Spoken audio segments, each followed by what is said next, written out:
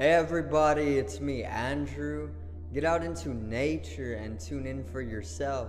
Resonate with the Earth's electromagnetic field via 432 Hertz, the universal frequency. Balance out psychologically and emotionally, and further strengthen your brain and your heart's coherence as well. Get a plant-based diet going for yourselves today and nurture yourself right back into life. We are literally herbivores in our nature. Further balance out your physical body's pH level and get with alkalinity. Then you can generate some static electricity. Send me some love telepathically. Set attention to your mind and set intention to communicate. That is all there is to telepathy. You are now tuning in to great days.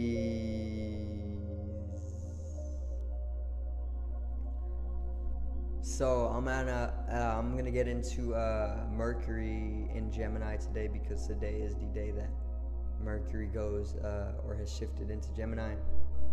So I'm gonna go in depth on this, and I'm gonna explain it as simply as I can for everybody who wants some information on the shift. Okay. But before we get into this, I wanted to talk a little bit on the audio. So these videos that I'm recording on the laptop, the audio is in the left ear only. Okay, I'm sorry about this. I need to fix it, but I don't know the problem, so I gotta like mess with it a little bit until I can understand what the problem is. But for now, I already brought up the volume as well, because the volume was a little bit too low. So I brought up the volume. If it's still too low for anybody, just comment down and let me know. But if the one ear in the audio is bothering you, try watching it without headphones, because it's a little bit spread out, or a little bit better, you know. But yeah, let's get right into the video. Today's video is Mercury in Gemini.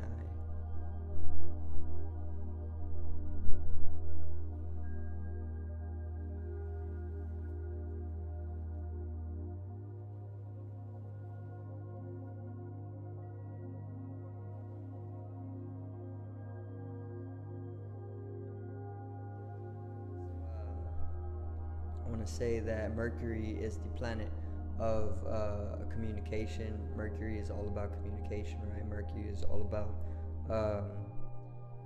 technology as well, because we very much use technology throughout our day to communicate and do what we got to do. It's all about transactions. It's all about business. It's all about I want to say teaching and learning as well. And we use technology to get this in circulation, you know. So it's technology is most definitely one of the areas of Mercury or Mercurial energies as well. Okay, because it's like it gets the message out, you know. Which Mercury, it also corresponds to Hermes, and Hermes is the messenger. Okay, even Thoth. Hermes is Thoth. Okay, Thoth is the Egyptian god of wisdom, and they're one and the same.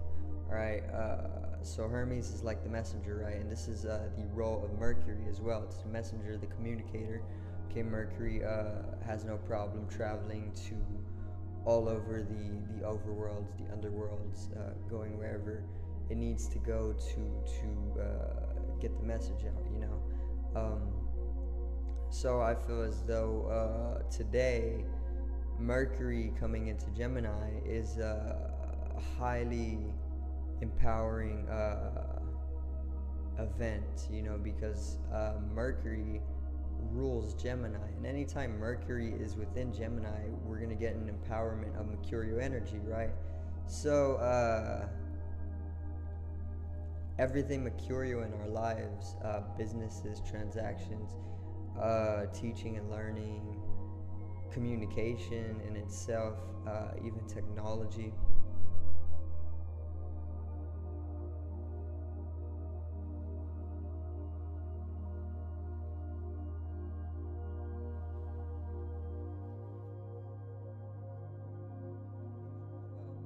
not only is Gemini about communication, but Gemini is analytical. Also, I want to say Gemini is very split personality. Okay, and this is why it's symbolized by twins, Castor and Pollux. Okay, but split-minded. There's a surface mind, and then there's a shadow mind. The way it's portrayed.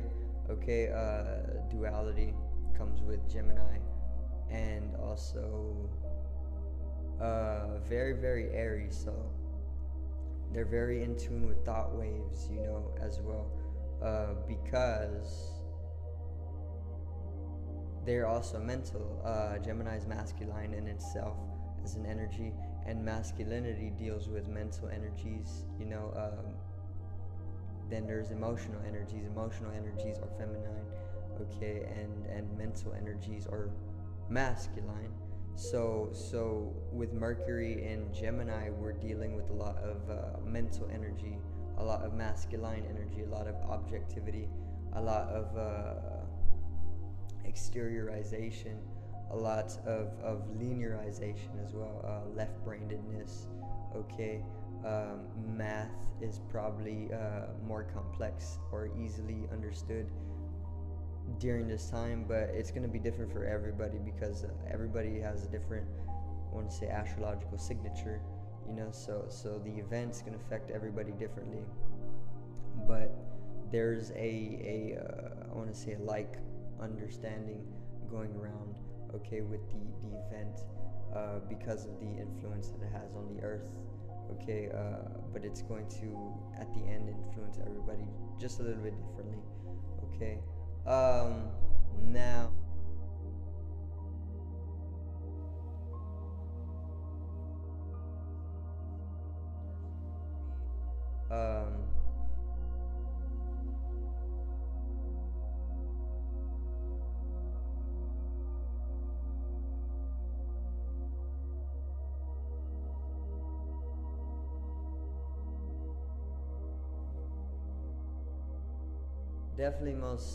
I've definitely been stimulated mentally a little bit more than I usually am, okay, and a little bit more of an inclination to use technology rather than not using it, as I usually do. Lately I've been using it a little bit more, but for the most part I'm trying to teach myself how not to use it, you know. And during these types of events, I want to say there's like an inclination to put yourself in front of a screen, you know, or using a device, only because there's a mental fluctuation that's arisen or amplified, okay, because the masculine energies that are pretty much prominent, you know, or around us, okay. Now Mercury and Gemini, it's the empowerment once again, because Gemini is ruled by Mercury, and Mercury is the messenger. Okay, so there's a lot of information that we're able to pick up on. Okay, and whenever we pick up on this information, naturally we're gonna want to express this outwards to one another, and the information is coming from everywhere. It could have come from previous events. It could come from somewhere in the past that the information has just been sitting. It all just depends on your unique signature, you know, because everybody is here to pretty much bring their thing, you know. Everybody has something to give in their own unique way, so the information could come from anywhere, you know. But there is a lot of information that is being stirred up and is being passed around, you know, through technology or just face to face with other people. So I want to say there's a stirring up of information, a lot of thought wave as well. Okay, a lot of thought wave, and yeah.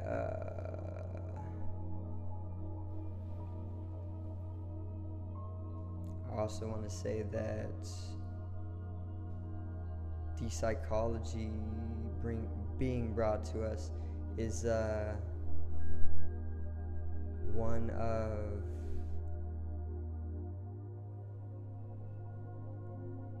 one of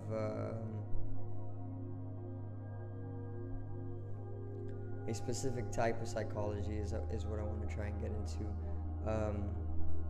like how it's making us understand ourselves psychically, you know.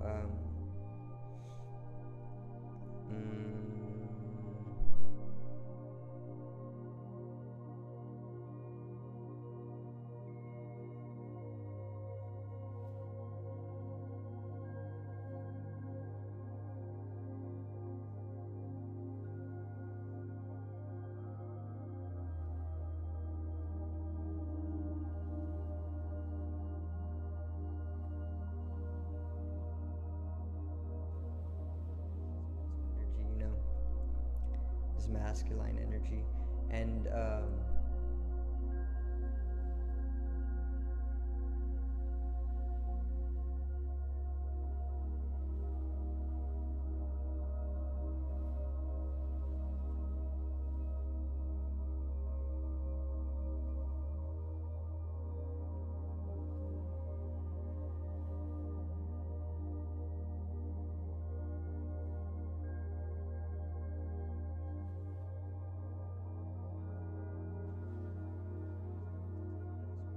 what understanding you're gonna have, but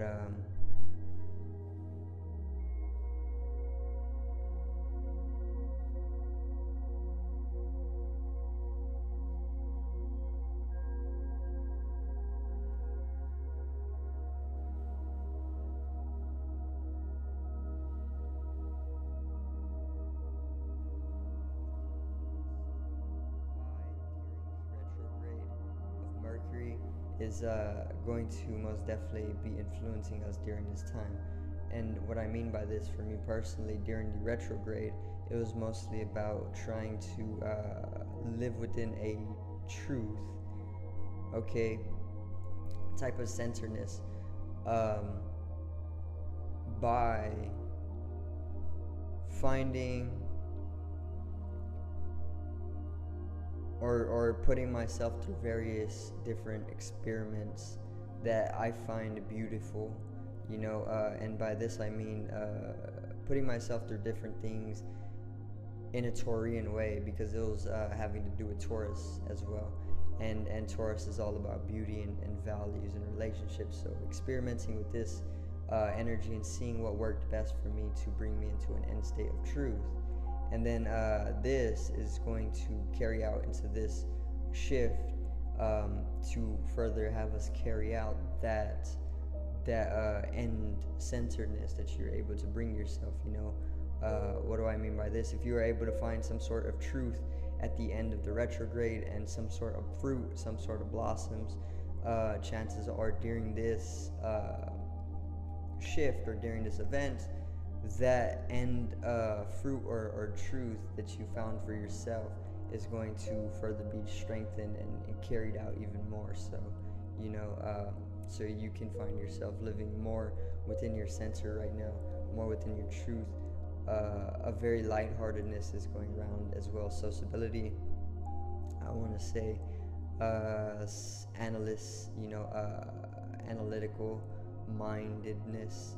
And this is what I was trying to get into with the psychology that's conjoining with the event itself, but no specific pinpointing, you know, just a type of analyticalness, a self-reflection, okay. Also, I want to say very, very close to our thoughts. I already talked about this though.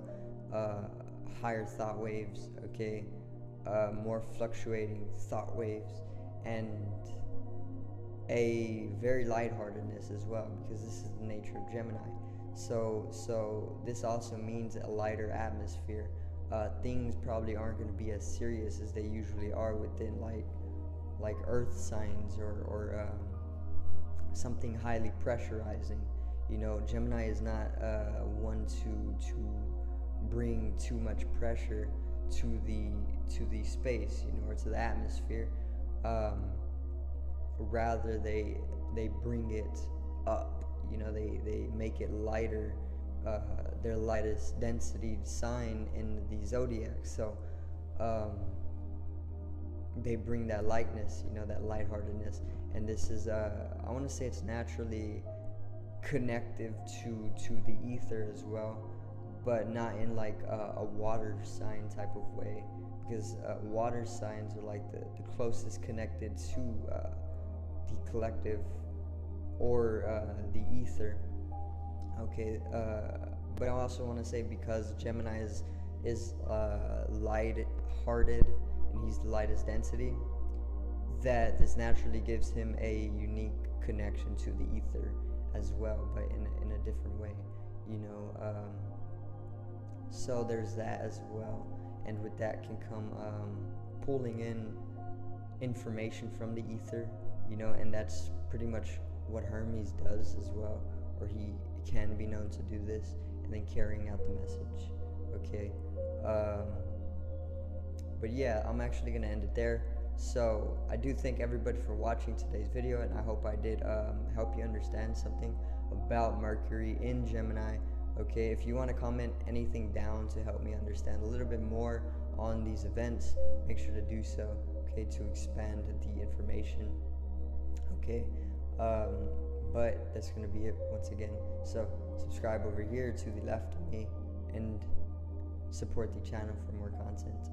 Drop a like on the video to the right of me and support the channel once again. Generate some static electricity from the etheric body, or the first layer of the aura. It needs to be strengthened and realized with collective rising consciousness. Love you, everybody. Have a great day, and peace out.